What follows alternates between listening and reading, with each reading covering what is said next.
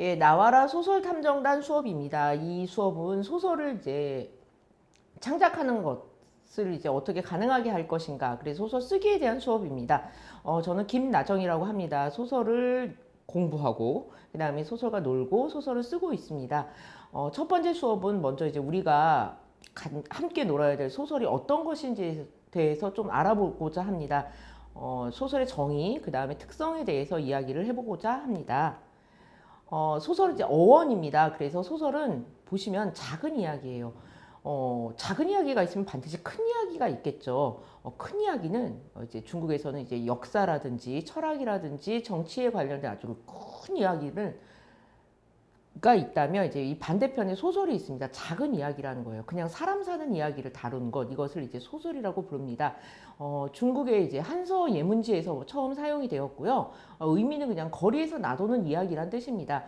여러분 이제 뭐 이렇게 어디서 무슨 사건이 일어났다든지 아니면 이제 굉장히 무서운 이제 우물이 있다든지 그다음에 누가 누구랑 싸웠다라든지 누가 누구랑 사랑했다든지 이런 이야기, 흥미로운 이야기들이 막 길에 널려 있고 들을 수가 있잖아요. 사실은 소설의 출발점은 이런 재미있는 이야기입니다. 우리나라에서는 고려의 이제 이규보, 이제 백운 소설에 등장을 하는데요. 우리나라에서 소설은 이제 패설이라고 얘기를 했습니다. 그래서 패관들이 막 기록한 이야기예요. 그래서 패관이란 사람들은 어떤 사람이라면 이렇게 막 길거리를 돌아다녀요. 그리고 막 주막에서 술도 먹고 막 이러면서 사람들 사이에서 돌아다니는 재밌는 이야기들을 이제 기록을 하는 겁니다. 아, 그 마을에서 그런 일이 있었어? 막 이러면 막 적고, 그런 그 마을의 이름이 그런 이름이 붙는 것은 그런 이유였구나. 거기 여우가 살아서 그런 이름이 붙었구나. 라는 식의 굉장히 재미있고 흥미로운 이야기들을 기록을 했대요. 이 패설이 소설의 출발점이라고 합니다.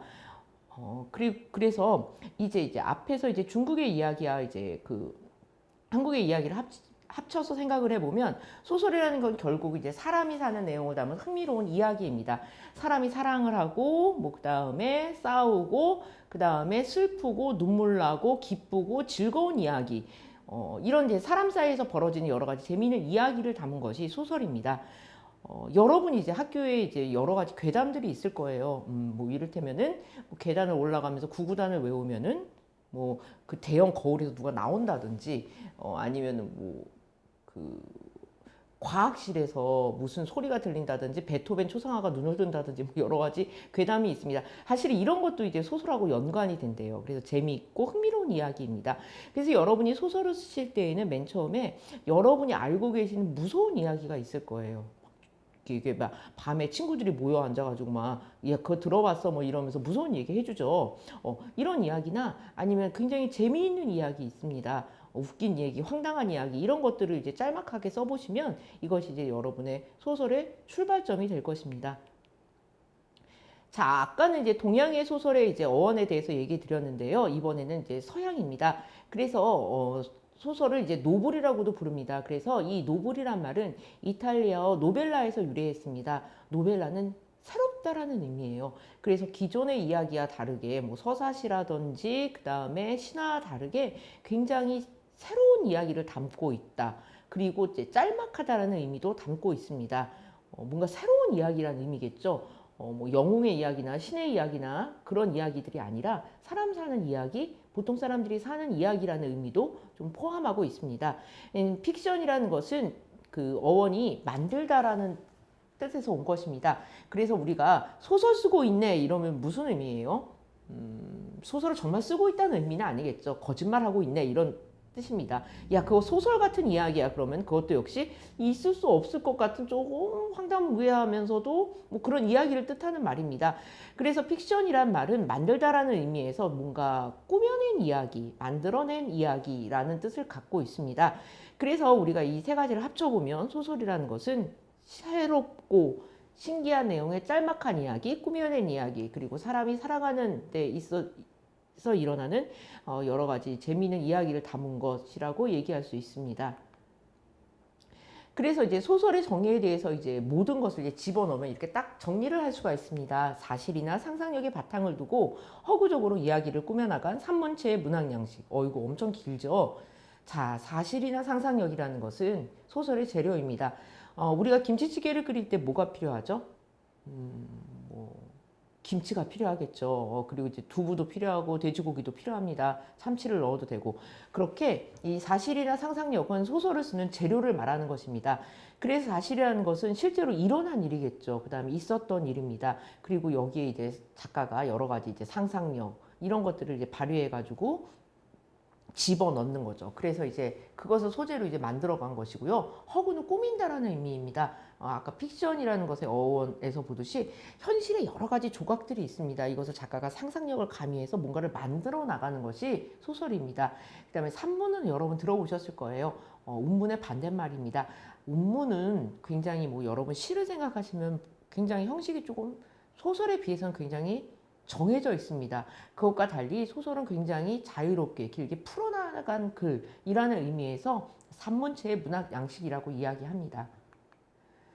자, 소설의 재료가 이제 사실과 이제 상상력이라고 했습니다. 자, 사실이 무엇일까? 그러면은 쉽게 말해서는 실제로 벌어진 일을 말합니다.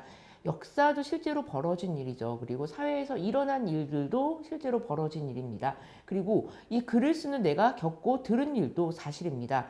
그래서 여러분 역사소설 아시죠? 뭐 이순신 장군이라든지 뭐 신사임당이라든지 허난설원 여러 가지 역사적 인물을 가지고서 이제 소설을 쓰는 경우도 있고 역사적 사건을 가지고도 소설을 쓰는 경우도 있습니다. 그다음에 사회적으로 일어난 사건을 가지고 소설을 쓰는 경우도 많아요. 그래서 소설가들은 신문이라든지 아니면 이제 사회에서 벌어진 이제 사건들이 기록된 것들을 보고서 거기다가 막 상상력을 집어넣어요. 그래서 이를테면 보바리 부인이라는 프로베르가 쓴 유명한 소설이 있습니다. 이 사실은 그게 신문에 나온 이제 한 줄의 기사에서 출발했다고 합니다. 어떤 시골 의사의 부인이 독약을 먹고 목숨을 끊었다. 이런 이제 기사가 나와 있는데 작가는 이걸 보고서 여기에 무슨 이야기가 있길래 이런 여자가 이런 결정을 하게 되고 여기에 이르렀을까에 대해서 궁금해했답니다. 그래서 이제 그 기사 한 줄을 가지고서 작가가 인물을 만들고 그 다음에 그 여자가 그런 결정을 내린 여러 가지 사건들을 개연성 있게 막 만들어주는 거죠. 그러면 이제 소설이 됩니다. 그 다음에 나가 겪고 들은 일도 굉장히 소중해요. 여러분이 이제 소설을 쓰실 때 여러분이 겪고 생각하고 느낀 일 이런 것을 가지고 소설을 쓰면 소설에 힘이 실립니다. 그리고 이제 실제적으로 작가들이 맨 처음에 작품을 쓸 때에는 자기가 겪은 일을 기억해내고 그것을 가지고 소설을 쓰는 경우가 많습니다. 여러분도 그러니까 막 굉장히 복잡한 소재도 있습니다. 그런데 이제 여러분이 겪은 일, 여러분의 마음에 담긴 일, 여러분의 친구 관계, 여러분의 학교, 가족, 여러분의 애완동물도 될 수 있습니다. 그래서 여러분이 겪고 들은 일을 기억해내고 그것을 기록하는 것도 소설이 될 수 있습니다. 그 다음에 상상력은 실제로 경험하지 않은 현상이나 사물을 그려내는 힘입니다. 이 굉장히 재미있는 거죠. 이를테면은 뭐 이런 상상 해보는 거예요. 사람이 만일 여기 뒤통수에 눈이 달려 있으면은 어떤 일이 벌어질까? 그 다음에 요즘 좀비 영화나 아니면 좀비가 등장하는 소설이 많을 거예요. 그래서 만일 좀비가 이 세상을 점령을 하면 어떤 일이 일어날까? 그러면서 이제 실제로 이제 일어나지 않은 일 가지고서 이제 작가가 막 꾸며내면서 어떤 일이 일어날까를 막 만들어내는 것. 이것이 상상력입니다. 그래서 소설의 큰 그 재료는 사실과 상상력입니다. 역사 소설에도 근데 상상력이 필요합니다. 동떨어진 것은 아니에요. 잘 생각해 보시면 역사 소설에 상상력이 적용되는 경우는 이를테면 이순신 장군을 가지고 이제 소설을 씁니다. 그러면은 사실만 기록할 수는 없어요. 이순신 장군이 그때 무슨 생각을 했을까? 명랑해전을 앞두고 어떤 결심을 했을까? 이런 것들을 이제 작가가 채워 넣어야겠죠. 상상력으로. 그 다음에 판타지 소설에도 사실이 들어갑니다. 이를테면은 반지의 제왕이나 그 다음에 불과 얼음의 노래, 그러니까 여러분이 왕자의 게임이라는 이제 드라마로 유명하죠. 그 두 작품 같은 경우에는 이제 판타지 세계를 구축할 때 기존에 있었던 이제 영국이라든지 유럽의 지도를 가지고서 이제 그 세계를 만들어 나간다고 합니다. 그래서 사실은 사실과 상상력은 비율의 문제이지 동시에 작용하는 소설의 동력이 되는 힘입니다. 자, 그 다음에 사실과 상상력을 가지고 여러분이 소설을 쓰실 때 중요한 것은 이제 소설 거리를 발견하시는 거예요. 이제 글감을 이제 발견하는 게 중요한데, 내가 좀 사실에 중점을 두고서 글을 쓰고 싶다 그럴 때는 여러분이 역사적 사건이나 인물, 이런 것들을 이제 발굴하시면 좋아요. 사람마다 이제 그 흥미를 가지고 있는 역사적 사건은 상당히 다릅니다. 어떤 친구들은 십자군 전쟁을 너무 좋아하는 경우가 있더라고요. 정확히 이유는 잘 모르겠지만 어떤 친구들은 뭐 십자군 전쟁을 굉장히 좋아한다든지, 그다음에 어떤 친구들은 조선의 건국, 그다음에 백제의 백마강 전투를 가지고서 소설을 쓰겠다는 친구도 제가 봤습니다. 그래서 그 여러분마다 관심 있는 역사적 사건들이 조금씩 다를 거예요. 그래서 그 역사적 사건, 내가 관심을 가지고 있는 것에 대해서 기록을 하고 계속 이제 역사에 조금씩 관심을 가지시면서 사건을 이렇게 모아두시면 그것이 이제 소설의 훌륭한 재료가 됩니다. 그리고 역사적 인물 중에서도 흥미로운 인물들이 굉장히 많습니다. 그래서 여러분이 기존에 이제 많이 쓰였던 인물보다는 조금 색다른 인물, 그 다음에 도대체 이 사람이 이런 짓을 왜 했을까 좀 알쏭달쏭한 인물들이 있습니다. 그 인물들을 이제 소설의 소재로 삼으면 좋고요. 그 다음에 아까 제가 말씀드렸듯이 신문기사나 아니면 실제 일어난 사건들도 소설의 거리로 굉장히 좋습니다. 많이 쓰여요. 그리고 여러분이 겪은 일, 뭐 다이어리라든지 일기에 이렇게 막 적어두시잖아요. 그런 일도 소설의 좋은 소재가 됩니다. 그 다음에 이제 좋았던 기억이라든지 즐거웠던 기억, 슬펐던 기억, 이런 이제 여러분의 감정이 담겨 있는 사건도 소설의 이제 소재로 상당히 좋습니다. 그래서 한번 생각해 보세요. 내가 굉장히 즐거웠던 기억이 뭐였을까? 그럼 한번 10분 정도 써보시는 것도 소설의 씨앗을 발견하기 좋습니다. 그 다음에 슬펐던 기억이 언제였을까? 그 다음에 너무 황당했던 기억, 이런 것들도 이제 기록을 해 두시면 여러분이 이제 소설을 쓰시는데 바탕이 됩니다. 그 다음에 이제 소설의 소재를 발견하는 다른 방법 중에 이제 상상력이 있는데요. 이걸 조금 활성화시키는 방법이 있습니다. 이걸 이제 이프놀이라고 부릅니다. 만약 어땠다면, 만약 이런 일이 있었다면, 이렇게 이제 상상을 해보는 거죠. 만약 좀비가 우리 학교에 나타난다면 어떻게 될까? 나 빼고 다 좀비가 된다면 어떻게 될까? 그다음에 만약 내가 갑자기 어느 날 아침에 일어나서 벌레가 되면 어떤 일이 일어날까? 카프카의 변신이라는 작품은 이제 이런 상상력으로 출발한 것입니다. 그 다음에 내가 만일 대통령이 된다면, 만일 내가 신이 된다면, 이런 질문도 이제 해볼 수가 있겠죠. 그러면서 막 그 일어날 수 있는 일들을 여러분이 막 꾸며서 쓰시는 거예요. 제가 읽은 SF 소설 중에 이제 신이 나타나요. 그러면서 이제 어떤 여자한테 너에게 신의 권력을 주겠다, 능력을 주겠다. 그러면 너는 무슨 일을 하겠냐? 그러니까 이제 이 여자가 인류를 되게 평화롭게 살기 위해서, 평화롭게 살게 만들기 위해서 여러 가지 방법들을 이제 궁리를 하는데, 뭐 인구를 줄이겠다, 뭐 돈을 다 나눠주겠다, 막 그런 여러 가지 상상들을 막 얘기를 해요. 근데 조금씩 또 이게 바뀌어지면 이게 또 문제가 생기고, 뭐 그런 일들이 발생한다는 것입니다.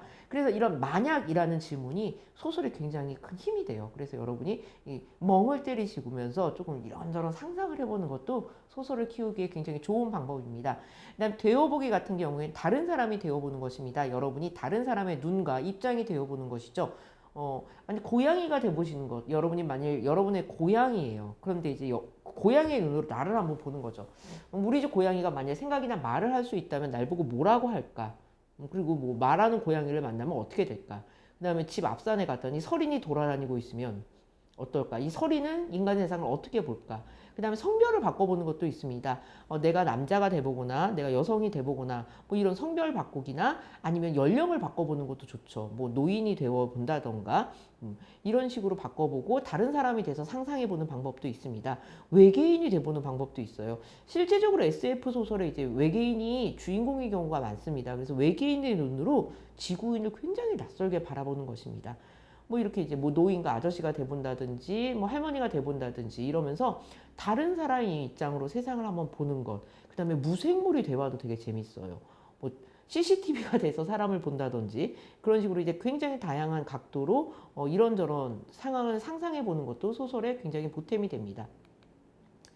자, 허구죠. 꾸며서 만들어낸 이야기를 이제 허구라고 합니다. 그래서 제가 아까 말씀드린 대로 소설 쓰고 있네, 그런 뭔가 꾸며서 말하고 있다라는 의미입니다. 그래서 이제 이 허구에서 중요한 것은 상상으로 있을 수 있는 일처럼 앞뒤가 맞게 쓰는 거예요. 개연성. 그럴싸하게 진짜 있었던 것처럼. 이걸 이제 용어로 이제 핍진성이라고 부릅니다. 그래서 그렇게 개연성과 핍진성을 갖춘 이야기를 꾸며낸 것, 이것을 이제 허구라고 하는데요. 사실 이제 좀 줄여서 말하자면 그럴싸한 거짓말입니다. 우리가 이제 거짓말을 할 때의 조건과 사실은 소설의 조건이 조금 맞물리는 부분이 있습니다. 여러분 이제 그럴싸한 거짓말의 조건을 한번 생각해 보시면 거짓말을 잘하려면 앞뒤가 맞아야 합니다. 앞에서 2시에 어디를 나왔다고 하고 1시 반에 뭐 여기 와 있으면 앞뒤가 안 맞습니다. 그 다음에 이제 거짓말을 할 때 이제 실감이 나야 돼요. 내가 그때 말이야 누구를 만났는데 걔가 이제 분홍색 옷을 입고 있어서 가방을 들고 있는데 걔가 물병을 떨어뜨렸어. 그래서 그 물병을 주워 주다가 걔가 이제 굉장히 속상한 일이 있다고 울먹울먹 거리는 거야. 그래서 내가 어쩔 수 없이 걔랑 롯데리아에 가서 불고기 버거 세트를 먹었어. 근데 감자를 걔가 또 더 먹겠다고 그러는 거야. 자꾸 이렇게 시간이 늦어져서 학원에 늦게 됐어. 뭐 이렇게 말하면서 디테일을 막 집어넣어주면 이 거짓말이 생생해집니다. 제가 지금 말씀드린 거 지금 막 꾸며낸 거거든요. 근데 이 꾸며낼 때 중요한 것은 이런 어떤 생생한 디테일, 뭐 롯데리아 불고기 버거, 특정 상표를 말하면 안 되나? 약간 그렇거나 뭐 물병이 떨어졌거나 이런 정말로 그 상황에 일어날 수 있는 생생한 디테일들을 집어넣어주면 거짓말이 굉장히 그럴듯해집니다. 소설도 마찬가지예요. 앞뒤가 맞아야 되죠. 원인과 결과가 맞아야 합니다.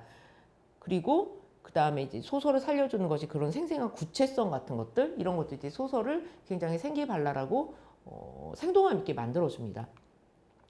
자, 그리고 소설은 서사문학입니다. 이야기입니다. 그래서 어떤 배경에서 어떤 인물의 사건을 적는 것을 사실 서사문학이라고 얘기를 해요. 배경이라는 것은 시간과 공간입니다. 어떤 시간 안에, 어떤 공간 안에 어떤 인물이 어떤 사건을 벌이는 것이 사실은 서사문학입니다. 이 사건이란 것은 우리가 생각하기에 무슨 교통사고라든지 무슨 결혼이라든지 이런 걸 생각하기 쉬운데요. 사실은 사람의 마음속에 일어나는 여러 가지 움직임도 사건입니다. 사랑에 빠지는 것도 사건이죠. 예. 자, 여러분이 이제 서사문학을 생각하실 때는 이제 스토리와 플롯을 구별하시면 좋습니다. 스토리라는 것은 이야기가 시간 순서대로 배열된 거예요. 그래서 여러분이 이제 아시는 이제 전설이라든지 민담, 그 다음에 한 사람의 출생에서부터 죽음까지를 다룬 일대기. 그래서 시간 순서대로 어떤 이야기를 쭉 쓰는 것을 스토리라고 부릅니다. 반면 플롯은 무엇이냐면요. 시간 순서대로 이야기를 쭉 쓰는 것이 아니라 야 이거부터 배치하면 굉장히 재밌겠다 이렇게 이제 구성을 이제 작가가 하면서 사건을 막 배열하는 거예요. 그러면은 반드시 시간 순서대로 가지 않을 수도 있습니다. 숨이 막힌 도베르만이라는 이야기가 있습니다. 어떤 아주머니가 이제 장을 보고 왔어요. 집에 돌아왔더니 집에서 기르는 이제 도베르만이라는 개가 막 헐떡헐떡거리면서 힘들어하고 있대요. 그러니까 개가 힘들어하니까 당연히 아주머니는 그 개를 데리고 동물병원에 데려갔습니다. 그런데 이제 집에 중요한 전화가 올 것이 있어서 아주머니는 이제 의사 선생님이 이 개가 죽지는 않을 거 좀 돌봐주면 괜찮을 것 같습니다. 라는 말을 듣고 집으로 돌아왔습니다. 근데 이제 집에 들어오자마자 전화벨이 막 울렸어요. 그래서 전화를 받아봤더니 수의사 아저씨가 전화를 건 겁니다. 그러면서 수의사가 당장 그 집에서 나오세요! 이렇게 얘기를 했어요. 그러니까 아주머니 무슨 일이지? 그런데 이제 그 목소리가 급박하니까 밖으로 막 나왔더니 경찰이 막 몰려들었대요. 무슨 일이 일어나는 걸까요? 예. 이제 수의사가 전화를 한 이유는 무엇이냐면요. 제가 이제 답을 말씀드리겠습니다. 걔가 숨이 막혀서 왔으니까 이제 목을 들여다봤겠죠. 목구멍을. 그랬더니 그 안에서 손가락이 나온 거예요. 그러면은 걔의 목구멍에 이제 손가락이 나올 수 있는 사건은 누군가를 물었다는 것입니다. 특히 이제 도베르만은 사냥견이기 때문에 이렇게 이제 한번 물면 안 놓는데요. 그래서 이 수의사가 이 집에 이제 무슨 일이 발생했다는 것을 알게 된 겁니다. 그래서 이제 전화를 한 거죠. 그래서 알고 보니까 이제 도둑이 들어왔고 도베르만이 물었고 그 도둑은 아직 집안에 숨어 있었던 것입니다. 자, 이것을 이 이야기를 시간 순서대로 하면 어떻게 되냐면요. 아주머니가 시장을 보러 집을 나섰어요. 도베르만이 집에 있었는데 도둑이 들어왔어요. 도둑과 도베르만은 싸움을 벌였어요. 도베르만은 도둑의 손을 물었어요. 그래서 도둑은 이제 손가락을 잃고 벽장에 숨고 도베르만은 그게 목구멍에 걸려서 막 힘들어했어요. 그런 식으로 이걸 지금 앞에서 나온 이야기를 시간 순서대로 하면 확실히 이제 조금 긴장감이 떨어집니다. 흥미도 떨어지죠. 왜 전화를 했을까 이런 궁금증이 안 일어납니다. 그런데 이 사건을 시간 순이 아니라 이제 다른 순으로 배치를 하게 되면 이야기가 굉장히 흥미진진해지고 긴장감을 발생합니다. 이렇게 이야기 사건을 어떤 순서로 배열하고 어떤 것을 집어넣을지를 결정하는 것을 플롯을 짠다라고 이야기를 합니다. 자, 그 다음에 소설은 잡식성의 장르입니다. 막 이것저것 다 먹어요. 그래서 산문이라고 얘기를 하는데 굉장히 자유롭다라고 생각하시면 됩니다. 뭐든지 가능해요. 그래서 여러분 소설을 보시면은 이제 굉장히 다양한 형식들이 가능하다는 걸 알 수 있습니다. 일기, 뭐 편지도 있습니다. 뭐 비밀일기 같은 작품은 이제 사춘기 소년의 일기를 그냥 기록한 소설이고요. 편지 같은 경우에 키다리 아저씨가 있고요. 여행기는 걸리버 여행기 생각하시면 됩니다. 그다음에 시와 노래가 이제 소설 중간중간에 굉장히 많이 들어가는 경우가 있고요. 희곡이나 시나리오 형식으로 쓰여진 소설도 있습니다. 그리고 그림, 사진, 뭐 백과사전 등등 굉장히 작가가 자신이 표현하고자 하는 것에 맞게 이런저런 형식을 굉장히 많이 빌려옵니다. 그래서 약간 종합 선물 세트를 생각하시면 돼요.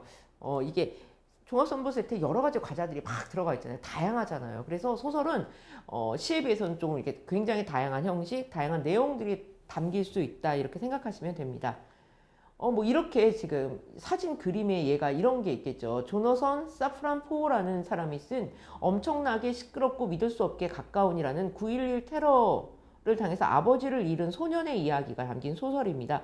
보시면 이 소년이 이제 그 소년의 아버지가 돌아가세요. 근데 이제 그 마지막 전화를 아들이 못 받아요. 그래서 마음이 되게 무겁고 너무너무 슬퍼요. 근데 그 아버지가 돌아가시기 전에 열쇠를 하나 소년에게 줍니다. 근데 이제 열쇠만 주지 이게 뭘 열 수 있는 것인지를 얘기를 안 해줬어요.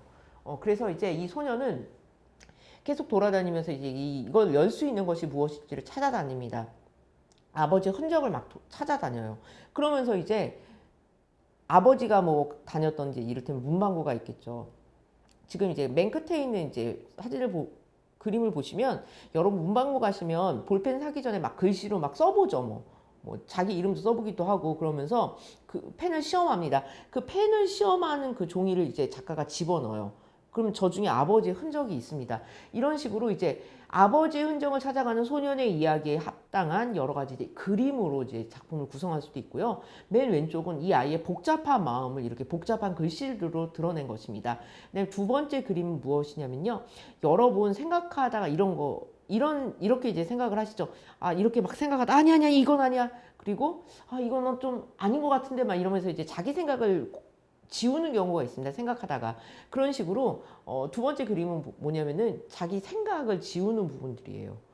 그래서 이렇게 굉장히 다양한 형식으로 소설은 이제 자기 내용을 드러내거나 이제 작가가 원하는 바가 잘 독자에게 전달될 수 있는 방법들을 궁리합니다. 자, 그 다음에 그렇다면 이제 이런 소설이 어떤 힘을 가지고 있는지에 대해서 여러분이 좀 알아두시면 좋겠습니다. 소설은 여러 가지 뭐 이야기 문학이 있습니다. 드라마도 있고 영화도 있고 웹툰도 있고 웹소설도 있고 상당히 많죠. 물론 웹소설도 소설이긴 하지만요. 소설이 가지고 있는 가장 큰 힘은 사람의 내면을 생생하게 파헤칠 수 있다는 것입니다. 영화나 아니면 드라마 같은 경우에는 막 내면을 막 드러내는 부분들이 조금 적습니다. 좀 촌스럽기도 해요. 막 나레이션으로 나는 그때 무엇을 느끼고 내 내면은 뭐 죄책감의 근원은 막 이런 게 막 대사로 나오면은 약간 쑥스럽죠. 좀 잘 안 어울리고 주로 이제 화면이나 이미지로 보여줍니다. 반면에 소설은 사람의 내면에서 일어나는 일들을 굉장히 길게 자세하게 파헤칩니다. 사람의 속에 뭐가 있는지를 굉장히 해부하듯이 잘 드러내요. 그 다음에 사람의 관계 있잖아요. 이를테면 사람과 사람의 관계에 대해서 이것이 만일 이제 갈등을 일으켰으면 그 원인이 무엇인지에 대해서도 굉장히 글로 언어로 파헤칩니다. 그리고 사회의 모습도 그냥 어떤 그림이나 장면으로 지나가는 것이 아니라 그 아파트에 뭐가 세워진 것은 몇 년이고 그다음에 아파트라는 것은 뭐 우리나라 사회의 어떤 것이고 이 아파트에 사는 사람들의 심정은 어떤 것이고 막 이러면서 그런 어떤 사회의 어떤 모습들을 언어로 굉장히 생생하게 깊이 파고드는 특성이 있습니다. 그리고 이제 소설의 가장 큰 힘은 사람에 대한 관심입니다. 물론 다른 장르들도 사람에 대한 관심이 있겠죠. 그래서 그 중에서도 이제 사람의 내면이라든지 관계를 언어로 이렇게 파헤치는 것, 이런 것들이 이제 가능하게 만드는 것이 소설입니다. 그 예가 이제 박지리 작가의 이제 맨홀이라는 작품에 그 예가 나와 있습니다. 이것은 이제 어떤 소년이 자신의 내면을 분석한 내용입니다. 나는 언제나 인간관계라는 것에 겁을 집어먹고 있었다. 무엇 하나라도 틀어져 버리면 그 관계는 돌이킬 수 없게 끝나버리는 것이라고 믿었다. 집에서는 관계라고 할 수 없는 학대를 당하면서 밖에서는 완전하고 순진무결한 것만 꿈꾸던 것이다. 아무에게도 들키고 싶지 않은 나의 속마음을 눈치 빠른 누군가에게 들킨 것 같으면 나는 바로 세상이 끝나버린 것처럼 절망하며 그 녀석과의 관계를 끊어버렸다. 그리고 역시 혼자가 편하다고 스스로를 위로했다. 그래서 이 어떤 인간관계에 대한 어떤 소년의 마음이 굉장히 이렇게 언어로 잘 정리가 되어 있고 분석이 되어 있죠. 이것이 이제 소설이 가질 수 있는 가장 큰 장점 중에 하나입니다. 자기 마음 아니면 혹은 등장인물의 마음을 언어로 잘 분석해서 풀어내는 것입니다. 그리고 이제 여러분이 하나 더 알아두실 것은 문학은 언어 예술입니다.